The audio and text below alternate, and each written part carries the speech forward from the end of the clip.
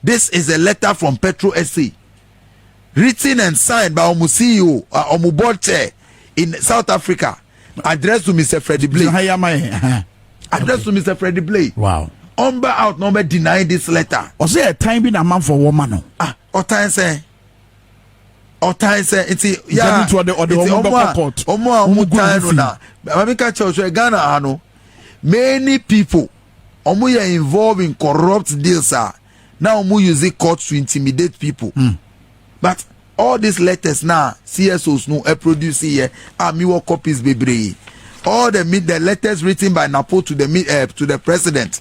Napo came out to assess or not letters. No, I don't know so describe it as scandalous. You think say, yeah, we are just here now. Say you hate FREDDIE and FREDDIE BLAY the signature here. Okay. Letter we now show you on 23rd. Okay. To Petrol SA 4. Okay. We are the signature no. But was some better zoom ni ara. Na I'm for. Wait about Facebook Live. Power 97. I can't tell you kura. Edem Agbana. Baby ne nsa no ewo no ne signature no no. Na yet ma page dia che. The signature no. Good. So who's any about hatred? It is a person kokota. He has to come and answer how he wrote all of these letters. See, these are letters. Correspondence are between Onuni Petrol SA. Correspondence are Petrol SA for no air respond there. Now one copy the minister because they know that is how things are supposed to be done. See, with Professor Frimpong Boateng, Ekrata or Trema president, fresh on our minds. A young one say, you may say a short period here, but a bit one by President Akufo-Addo be acting. President Akufo-Addo, me, I won't be surprised I won't act unim dintia. My catch out that I say the CEO of GNPC. Any offer say. This is our family and friends, no. It continues. The CEO and the offer say, we a very big scandal. Say Anka President Akufo-Addo, interested in fighting corruption. Anka FREDDIE BLAY should have been fired by now. Yeah, because Krata be that one. Krata bebre, I describe it, not even a response. What is happening in Ghana no? I say you're sorry. Wow. Now as a party no so, let's understand say the media, most of the media houses are failing us. They are failing the people of Ghana. It's the end taking the fight to the street ourselves. Very well. Kwa Simon, co-organize it town hall meeting, project these letters. Man Crawford say, sa taxi driver no, taxis bebrebe out here. It is ending up in people's pockets. Very well.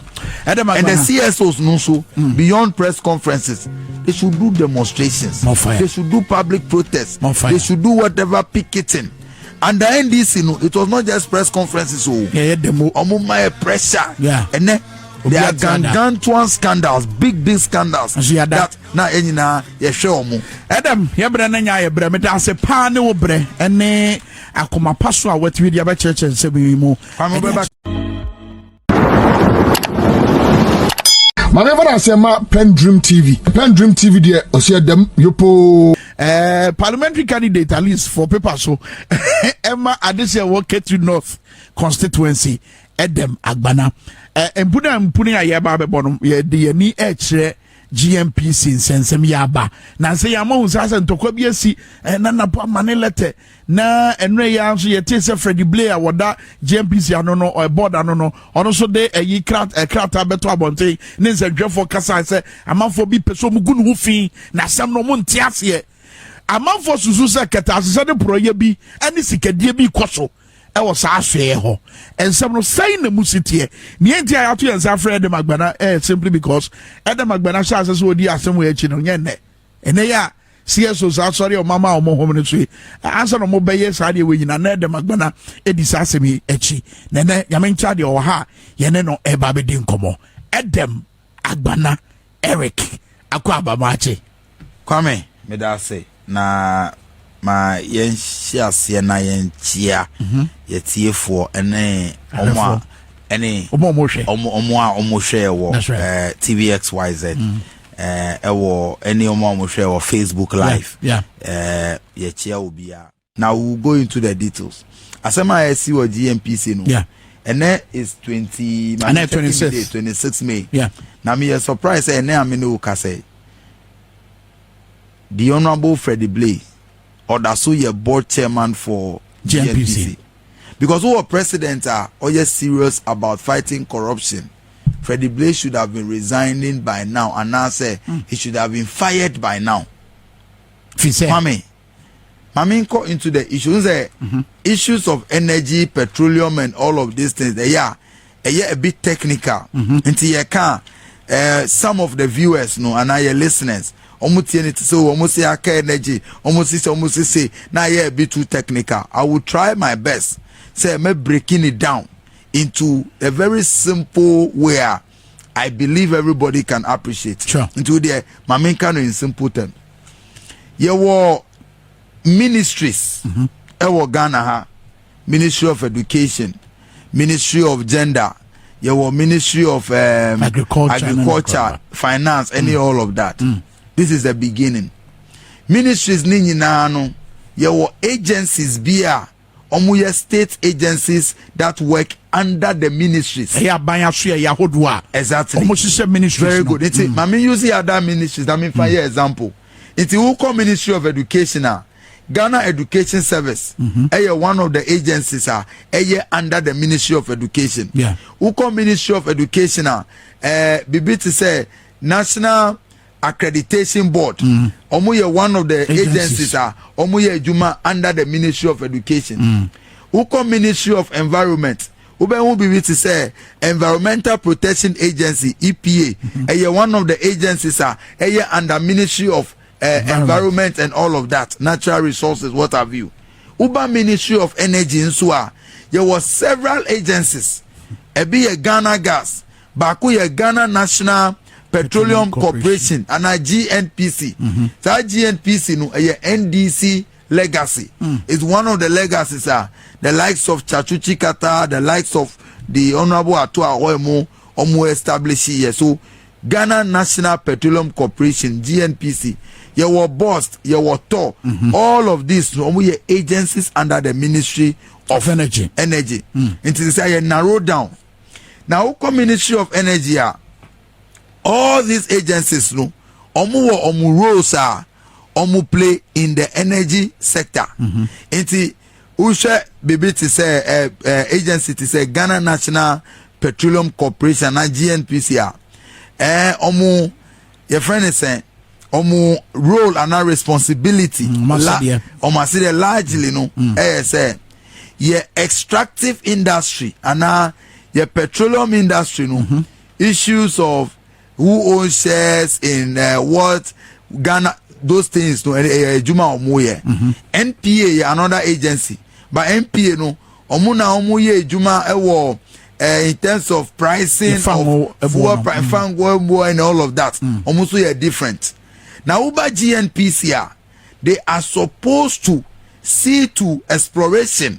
Any to say, you discover and say, Ebia, Osuha, Power FM, TVXYZ, and Fango be Waha. GNPC, lead the processes to discover, say, okay, yes, truly you have. Sir, even it's a fango. Now you started exploration. Companies ben na yemema omu contract no. Now you two. Now you choose what is the percentage of ownership and all of that. That is the responsibility of GNPC. It is our GNPC no for a long time no from NDC through the other previous government they have been responsible for this. President Akufo-Addo Baye in 2017 were appointee Papa Bia now ye national chairman for MPP. That's right. No, Honorable FREDDIE BLAY. Now as board chairman. Now for all of these state agencies, no, I'm still explaining. Your board and your management. Now board no omo responsibility say they meet and discuss and I take omu advice keke. That's right. Omu tufu. They say Uber Radio XYZ. Your chief executive officer. Nipa otina ha as. Ono ena oye the boss. But ono behind him no. You want crophobia. Omu advice and then programs Ben I say going into the next year. How do we determine salaries? Any some of those things no. The board will give approval to management decisions. It's GNPC has a board. the board is supposed to play an advisory role. Now Freddie Blay no, Ora Freddie Blay, ono na oye board chairman. Now your son was CEO of GNPC. Now he used to be the friend is Dr. KK Sapon. That's right. Sisiano will call retirement. I think so retirement on Nihobio. Into offering on President Akufado. Or Sanche I'll say, oh, Ghana dear. Senipa ne mi family and na mi friend na. Mean to me appointing into appointee gentleman bia your friend with Dankwa. Na Dankwa no or ye the grandson of JB Dankwa into or ye President Akufado's nephew. Into only President Akufado. Omu ye related. Ahwenia Dankwa. Onu na ye CEO of GNPC. Yeah. Into onu ye chief executive officer. And now Freddie Blay ye board chairman. Now these agencies no. What happens in every other ministry and with every other agency, say, who receive approval from your minister. That's right. For any policy direction and our project be a woko embark on. And see, the minister for energy, Dr. Matthew Prempe Napo. Now, ono ena all have sa policy direction and now also provide policy direction to GNPC. But just on the church requirement. Exactly. But something is happening. Right. And this is the scandal. Not too long ago, 2021, Ghana acquired 7% stake in oil field via Yefreno Anadako. It's 7%. So you see what 7% shares are, and which say as a country no Ghana as a state no sa oil field and as our field no our muye exploration our muye fango no there was 7% interest. Yeah, chefe wo muye 7%. Baby you too fango. GNPC and I hold it on behalf of the state because GNPC is a state agency. 7%. Now yeah, quite 7% no.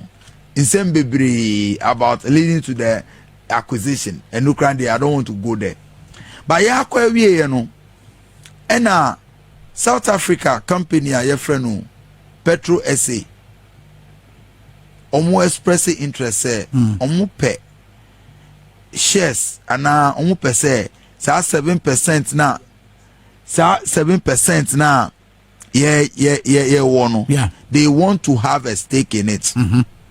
And Napo Dr. Matthew Prempe the South African Minister for Petroleum Eco meeting and now mukaso debi na ye kra no as a country and as a government no ye pese ye stake na ye wo sa anadako no ye too small into ye pese ye be reducing no further by selling off part of your share no to any private investor. Okay. Into mami using radio XYZ power FM as an example. Into Power FM no, let's assume say wo Kwame Menka who was 7% shares e Power FM. Na wo ne wo busiafo a mudi musika back together mudi tosa 7% no. Mu decide yes 7% no kan endorse.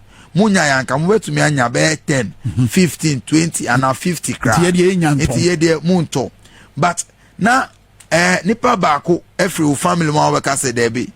Family ni de omo kasa omo to but media me pese me to but san nipa na already the negotiation no he doesn't even have the right or the authority to do so. That is the scandal now. Aba nti ma me go into details.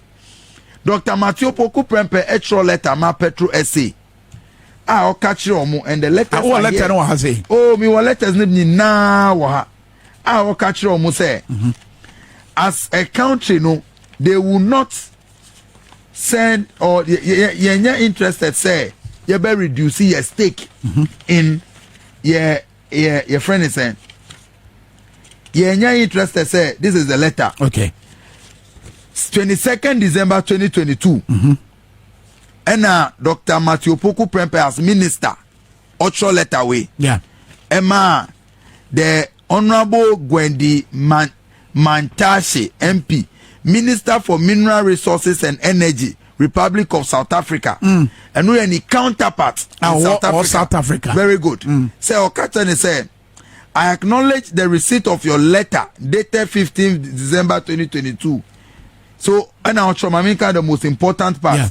Or see, we consider our previous correspondence to be unambiguous to the extent that the interest that has already been acquired and paid for by the state for GNPC cannot be the subject of a preemption by any of the contractor parties in the DWT petroleum agreement. Yeka DWT, yeka about deep water tunnel petroleum. I will explain it. We clarify that all presents are subject to government approval in the case of stake acquired. The all kind of letter we must say. South Africa for no express interest. So omuto shares. Or see now 7%. 7%. Almost say since 7% no between omumi and no about 100%. Okay. So they want a share of that. And an actual letter say government of Ghana say yempese ye beto. Yentone ne. Okay. Na yentone china. As a government policy no, we want to increase your stakes into yen reduce no. And in the letter I'll show you 22nd December. Wa ban susu yemu no ye pese ye chefa no ekosro enti yenya nto yento ana yento. So what Napo is trying to say in the letter here say omo South Africa for now omo expressing interest no. We acknowledge your interest, but at the end of year one yes see yento we will not sell it. Okay, yenton right. We will not sell it to you because we don't want to have even further engagement. That letter was written on the 22nd of December. After say almost receiving one letter from the South Africa phone on the 15th of December. Okay. And now for essential letter to GNPC stating say they will not, as a government policy no, Ghana is not interested in selling stakes now in the DWT. And what the can church say as minister no on the church kwan no now the government agency you are under you can say exactly what mean you be wa bra ono no church say obet my okay afa what is the problem at the end I have a discussion with abe imagine say abra Dr. Matthew Poku Prempe oye minister extra letters indicate say they are not interested in selling and are giving off such stakes, such shares no. Now the board chairman for GNPC, Honorable FREDDIE BLAY, or holding different meetings or discussions or what letters be Briama Petrol SA or catch say he is ready for negotiations that they should come and let them sell. Yes, how do you that bay? Now, Napo knew who be Maminka meetings. Let me start. Okay. Napo knew nothing about some meetings. Right. Because Napo there to him no were concluding with the South African authorities say sir negotiation it must not even come on because we are not interested. Okay. One, a very unethical. Say we a board chairman who be having access to corporation letterhead. Now the troll letters. Illegal. Kwame said it's a board chairman for Power FM. But troll letters is all your CEO on the corporation on Power FM letterhead. Now assigning it is unethical. But a letter 23rd April 2023 written by FREDDIE BLAY, board chairman to Mr. Nkuleleko Poya, the Petroleum Oil and Gas Corporation of South Africa for Omuhead. Let's just also counterpart of South Africa. Also the counterpart. Now, can I letter now? Go for what trust is all about? Or say, they have agreed they should come. Let them have the deal. But listen to this interesting part. Or say, the last but one paragraph. Or say, we shall consider a long stop date of 3 calendar months. From the date of this letter to reach a final sale and purchase of the equal splits in the DWT interest held by the JOHL, subject to unforeseen JOHL say Jubilee Oil Holdings Limited. Inti equal split. See it 50-50. One wine on South Africa for no. Abra will minister say we are not selling. Hold on. Yeah, 50-50. As in 50 for South Africa and 50 for Ghana. And as 50 for or no. 50 for South Africa, 50 for Ghana. Because any unknown personal property. That's right. They want to me go into the negotiation as FREDDIE BLAY. But the big question to ask is, what is only interest? Abra minister said we are not selling. Now no push say you are passing behind your minister to give up the shares at a 50-50 split. Obenya benefit wahi. What is only personal interest? These are the questions. Now who be sa questions now? Answer no nyina answer another letter. Napo Etroma President Akufo-Addo. Napo Dr. Matthew Energy Minister Akufo-Addo, Energy Minister. Otrosa letter no 16th May 2023. Wow. Now which letter no there also. But mamin kind the place that is very, very interesting. That's just last week Tuesday, yeah, no trail letter. 16th May. And last week. And last 2 weeks, yeah, 2 weeks Tuesday. Otro letter no. Now who kind of letter now? Or make very interesting revelations be inside the letter. Mami came out. In that letter, paragraph 12. Yeah. Okase, in one of the meetings in South Africa, it came to light that it is actually the chairman of GNPC who has been pushing for Petrol SA to preempt the Ghana stake, which is a posture that clearly undermines government policy. Hey, Napone kanyo. Womu ye shemu wa South Africa no. Ene bedan when they say Freddie BLAY na push say Mumbeton. Wow. Come and buy. It's where krata wa trema mampe. Wa trema mampenyi na nado. This is a letter I address it to the secretary to the president, paragraph 12. Who kind the same letter? Or some kind say, Mr. President will note that beyond these points outlined earlier, a transaction that purportedly seeks to offload about 50% of the DW stake that GNPC already owns can be considered as a divestment of a beneficial interest of the state. Napo minister, our board chairman no ye juma won say or no and our letter away to the president are outlining what he describes as scandalous. So what is a CSOs? Any individuals are ye pushy way, ye using the word scandal and not scandalous. It is not from us. A ye letters are napotroye and now no describe it. Said the air cost one scandalous. Scandalous. Now Napo Sancho letter to Freddie BLAY or your board chairman, and also your 16th May. Who cancel letter now? The concluding remarks before the signature and outside it is therefore scandalous that in spite of all these directives, you have led GNPC to offer part of the government acquired JOHL interest in the DWT to Petrol SA.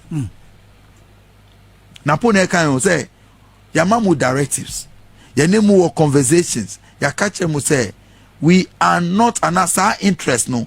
Acquired by government of Ghana, it's not up for sale. Yeah.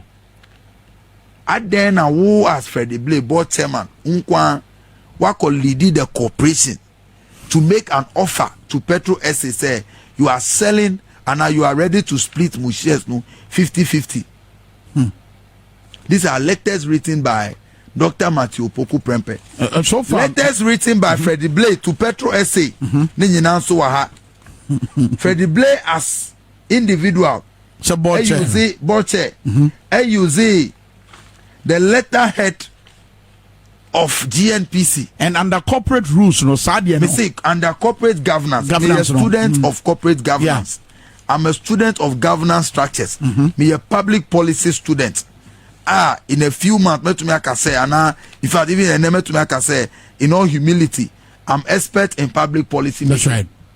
It is not right. Unethical say board chairman. Use the letterhead of corporation. Wow.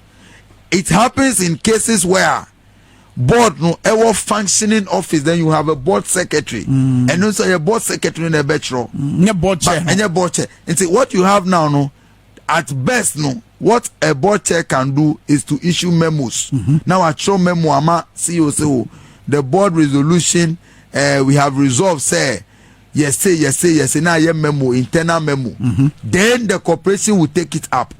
Now they are two letterhead. But to see at the one, what is happening there is Freddie BLAY is running the corporation as if say any personal property. Okay. And from Napo's letters and all the letters and documents ayewa ohano, it appears and it is a fact say onu Freddie BLAY and I will make it that offer to Petrol SA against the minister's directives, against the president's directives. Okay, but is there enough grounds? I mean, per the audio say, also CSOs no more come home, and send careful share, no more for say, we wish you know, a being in a swa, a daddy face was a Freddie BLAY, what in a Jumato, saying in a swan, so what's what in a Jumato? Say a serious country, a pet,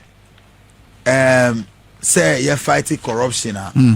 The mere fact, Krase, were flouting the directives of the minister against the directives or no or making offer or no in his individual capacity or short letters. Ekoma Petrol SA no enough grounds to remove him. But I'm shocked said Minister Nen who's a BBC Koswantel say HMU because was South Africa. Say na ebedan wedi. Minister no so obika. Me to a large extent no who share letters now. Now put a troya unless there are other communications we are not aware of. But from the letters now, Otroya, he is so angry and frustrated, say, were indicated to the board chair on several occasions, say, stop the negotiations because who needs our power to do so? But I say, board chair no. But that is where we also have to ask questions. Okay. Say, as Dr. Matthew Poku Prempeno, what actions did he take? Me, CSOs, last tsunami tie Ben Boache of ASEP, or say, the second or third letter from Napo should have been a letter to interdict Mr. Freddie BLAY. A new view. Instead of a letter, now we are complaining about president. Now we are scandalous. That is not even enough. We should have taken steps to ensure, say, you're investigating and interdicting. Because okay, Freddie BLAY letters down also trauma. Petrol SA for now. Yeah. Or trauma say after your previous meetings and engagements, meaning at the blind side of the minister, no, Freddie BLAY too has been engaging Petrol SA. Wow. In what capacity did he enter into such meetings? Freddie BLAY about Bontia because Sanoma when you know, I mean, kind statement to the move Kakrebo say. Claims, I'll say, Mr. BLAY claims that the allegations surrounding the supposed clandestine and scandalous sale of the so-called GNPC shares are unequivocally false. Was it there's no intention by GNPC or me as its chairman to divest 7% shareholding to JOHL, nor has there been any claim by Petrol SA to acquire shareholding interest in JOHL. Such claims can only stem from an uninformed and malevolent mind. Not Freddie BLAY, and also not some work on no. Nah, I am surprised. Me a very, very surprised. This is a letter written on 7th May 2023 by Petrol SA. Attention to Honorable Freddie BLAY. Say in the letter no.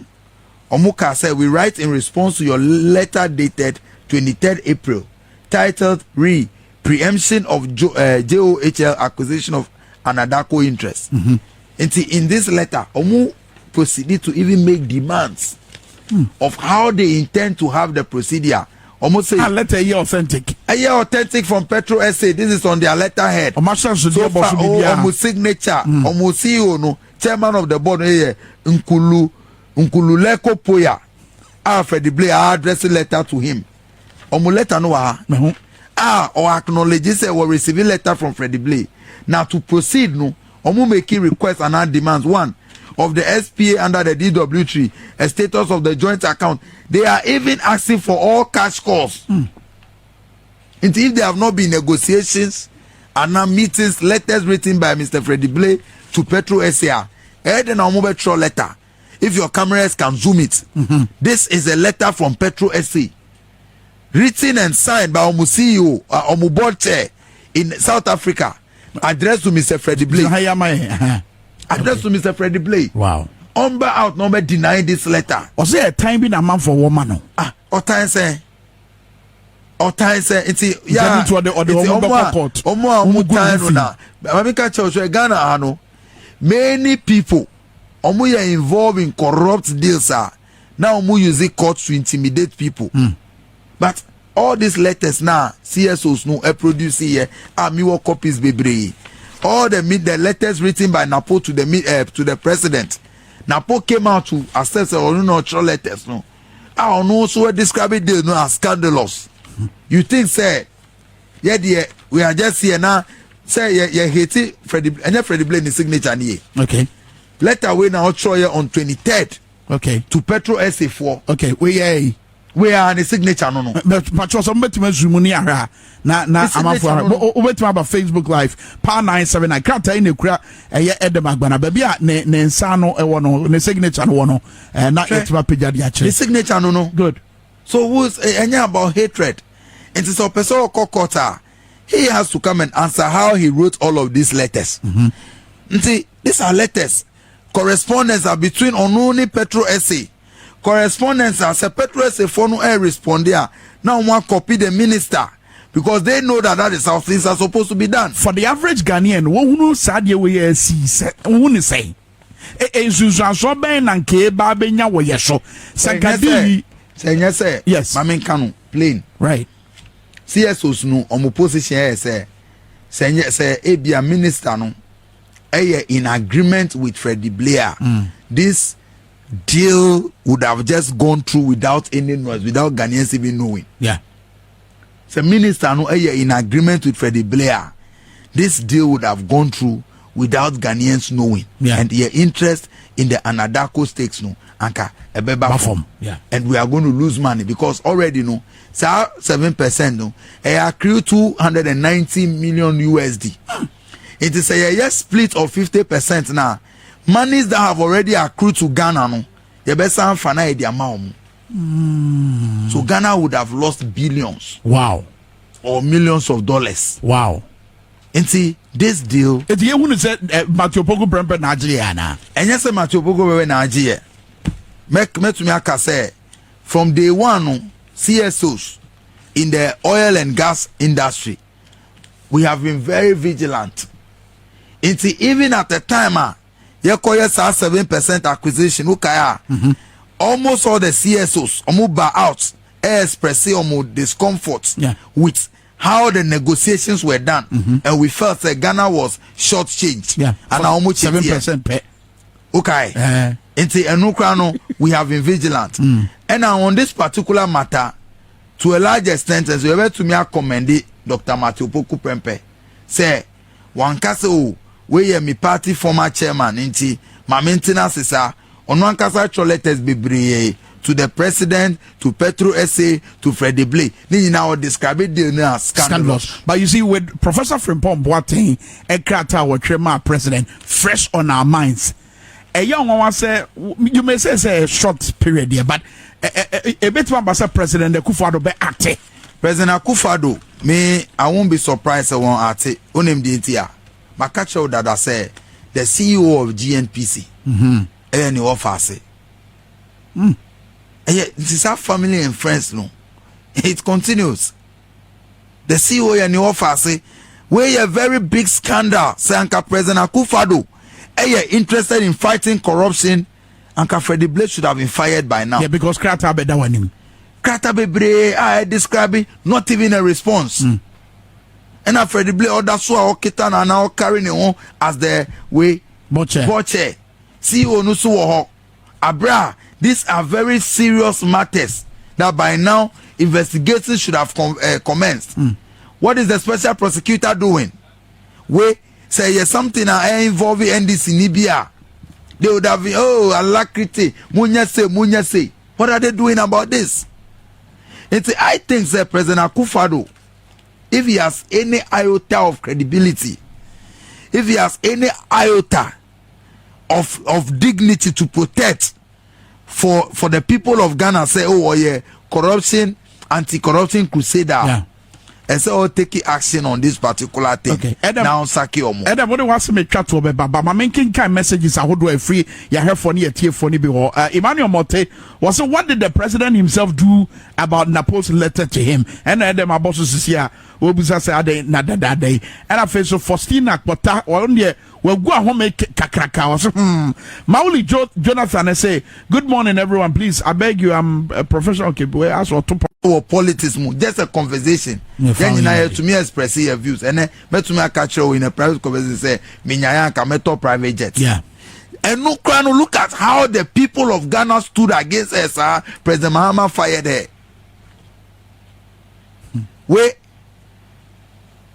You see Brazil, they claim say we are coconut could be $100.